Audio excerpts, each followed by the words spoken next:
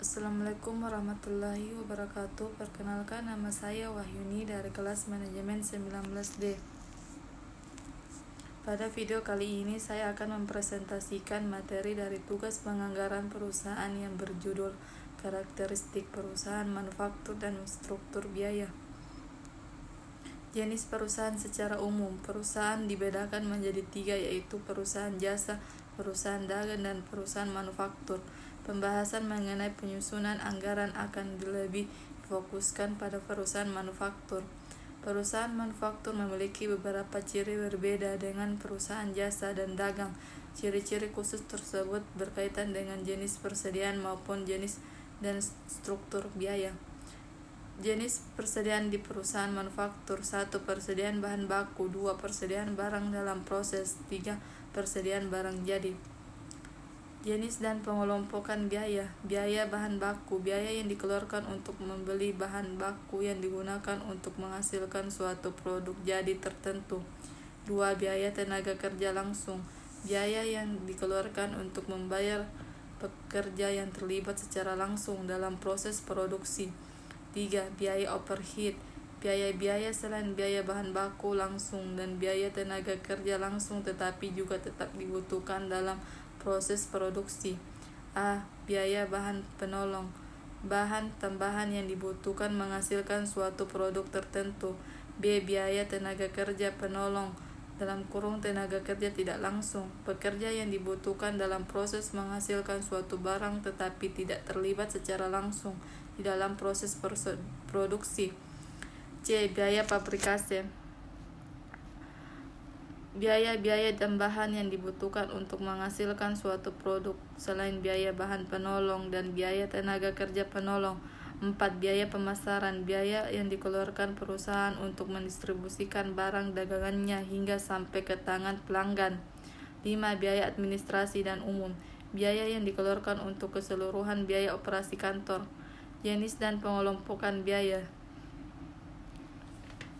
Biaya tersebut dikelompokkan menjadi 2 kelompok biaya, yaitu: A. Biaya produksi. 1. Biaya bahan baku langsung. 2. Biaya tenaga kerja langsung. 3. Biaya overhead.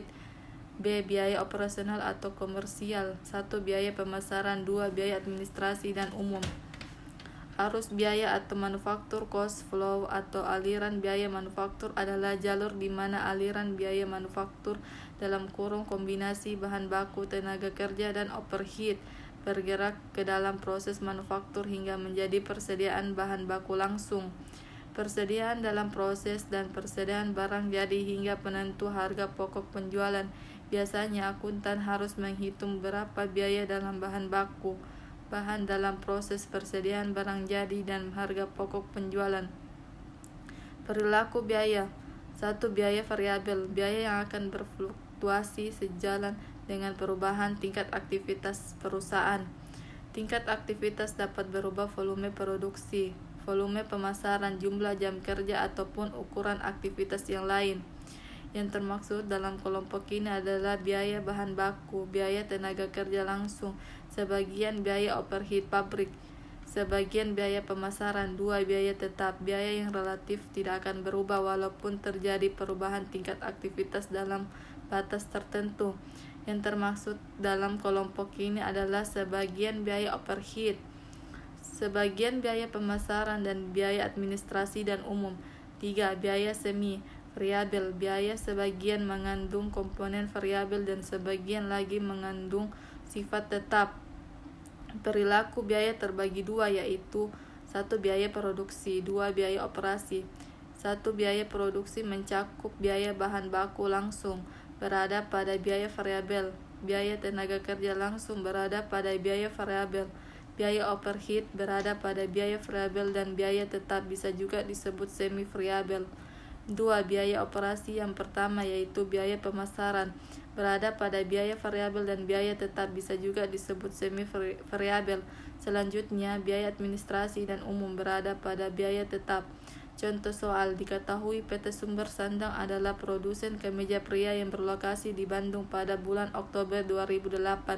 Bagian akuntansi mengumpulkan data yang terkait dan diperlukan untuk menyusun anggaran tahun 2022 untuk tahun 2022 mendatang. Perusahaan merencanakan memproduksi sebanyak 60.000 setel pakaian. Untuk menghasilkan satu setel pakaian dibutuhkan kain sebanyak 2 meter, di mana harga kain tersebut adalah 10.000 per meter. Sedangkan upah tukang jahit adalah 5.000 per setel pakaian. Biaya overhead yang dibutuhkan adalah sebanyak 400 juta, di mana 40% dari biaya overhead tersebut diperkirakan merupakan biaya variabel dan sisanya adalah biaya tetap. Biaya pemasaran yang dianggarkan sebesar 600 juta, di mana sebanyak 20% diperkirakan merupakan biaya variabel dan sisanya merupakan biaya tetap. Sedangkan biaya administrasi dan umum dianggarkan sebesar 300 juta yang semuanya merupakan biaya tetap. Berapakah besar biaya tetap dan biaya variabel yang dianggarkan PT Sumber Sandang untuk tahun 2022? Penjelasannya, pada tabel jenis biaya terbagi dua, yaitu biaya produksi dan biaya operasi.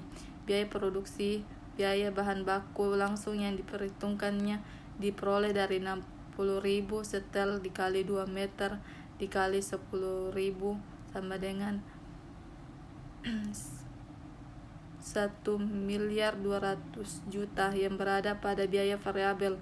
Biaya tenaga kerja langsung yang perhitungannya diperoleh dari 60.000 setel dikali 5.000 sama dengan 300 juta yang berada pada biaya variabel juga. Biaya overhead itu dianggarkan sebesar 400 juta pada biaya variabelnya yang sebesar 40% dikalikan 400 juta sama dengan 160 juta berada pada biaya variabel. Sedangkan dari sisanya itu 40%, yaitu 60% dikali dengan 400 juta, hasilnya 240 juta berada pada biaya tetap. Selanjutnya yaitu biaya operasi yang mencakup biaya pemasaran. Biaya pemasarannya dianggarkan sebesar 600 juta, di mana pada 20% dikali dengan 600 juta, hasilnya 120 juta yang berada pada biaya variabel. Sedangkan sisanya dari 20%, yaitu 80% dikali dengan 600 juta, hasilnya yaitu 480 juta berada pada biaya tetap. Kemudian biaya administrasi dan umum berada pada biaya tetap yang sebesar 300 juta. Kemudian totalnya pada biaya variabel, yaitu kita menambah 1.200.000 juta ditambah 300 juta ditambah 160 juta ditambah 120 juta, yaitu 1.780.000 juta. Selanjutnya biaya tetap 240 juta ditambah 480 juta ditambah 300 juta, hasilnya yaitu 1.020.000 juta. Demikian video presentasi saya, lebih dan kurangnya mohon dimaafkan. Wassalamualaikum warahmatullahi wabarakatuh.